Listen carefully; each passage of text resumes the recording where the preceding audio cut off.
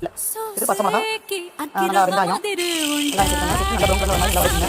வதக்கிட்டு அதுக்கு மஞ்சள் பொடி, இஞ்சி பூண்டு பேஸ்ட்டு, கருவேப்பிலை, கொத்தமல்லி எல்லாத்தையும் நல்லா ப்ரௌன் கலர் வர மாதிரி நல்லா ப்ரௌன் கலர் வந்தால் தான் ஒரு டேஸ்ட் வந்து தக்காளி இருக்கும். நம்ம எந்த அளவுக்கு வந்து நல்லா வளர்க்குறோமோ அந்த அளவுக்கு டேஸ்ட் இருக்கும் தக்காளி சாதம். மஞ்சள் பொடி பண்ணுறோம் கூட அஞ்சு பூண்டு பேஸ்ட் ஒரு ஸ்பூன் நாங்கள் சேர்த்துக்கோம். அதை நல்லா மிக்ஸ் பண்ணி நல்லா ப்ரௌன் கலர் 7 தக்காளி நல்லா மிக்ஸியில் அடிக்கிறோம். அதையும் நல்லா பச்சை வாசனை போட்டு நல்லா வதக்கிட்டு நாங்கள் வந்து கரம் மசாலாவும் பிரியாணி மசாலாவும் சேர்த்து போட்டுருவோம். நல்லாயிருக்கும். உங்களுக்கு எந்த பொடி வேணும் அந்த பொடி நீங்கள் சேர்த்துக்கோங்க. நாங்கள் நல்லா பிரியாணி மசாலா போய் சேர்த்து நல்லா டேஸ்ட் கிடைக்கும் தக்காளி நாங்கள் சேர்த்து பிரியாணி டேஸ்ட் கிடைக்கும் தக்காளி சாதம் சேர்த்துருக்கோம். நீங்கள் உங்களுக்கு எது வேணும் சேர்த்து நல்லா எண்ணெய் பிரிஞ்சு வர மாதிரி உப்பு சேர்த்துக்கோங்க.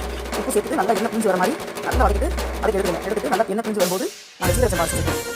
அதாவது நீங்கள் வந்து பாசி சேர்த்தாலும் சீரக சேர்த்தாலும் சாதம் அரிசி சாப்பாடு சேர்த்தாலும் ஒரு அரை மணி நேரம் ஊற வச்சு நம்ம தக்காளி சாதம் பொடி பொடியாக கிடைக்கும். நல்லா கலக்கி விட்டு நல்லா எல்லாமே உப்பு எல்லாமே சேர்த்தா பார்த்து கையும் நாங்கள் சேர்த்து மாட்டோம். உரத்தை எடுத்துவோம் அப்படிங்கிறது சின்ன பசங்களாம் சாப்பிட்டா உரைக்குன்னு சொல்லுவாங்க. ஒரு சில வந்து தக்காளி சாதம் தக்காளி சாதம் சாப்பிட்டு பண்ணி இருக்காங்க. அவங்க நல்லா வீண் சாப்பிட்டு நல்லா உரப்பு இல்லாமல் தை சேர்த்துக்கும். உரப்பெல்லாம் எடுத்துக்கலாம் அதை தை சேர்த்துப்போம். நீங்கள் தான் சேர்த்து ஒரு பொடி வந்தால் குக்கர் மூடி கொடுத்து நாங்கள் வந்து பெரிய பொடி பொடிவாக நல்லா ஒரு 3 நிமிஷம் வர மாதிரி வச்சு நல்லா பொடி பொடிவாக இருக்கும். எடுத்து தக்காளி சாதம் அதே மாதிரி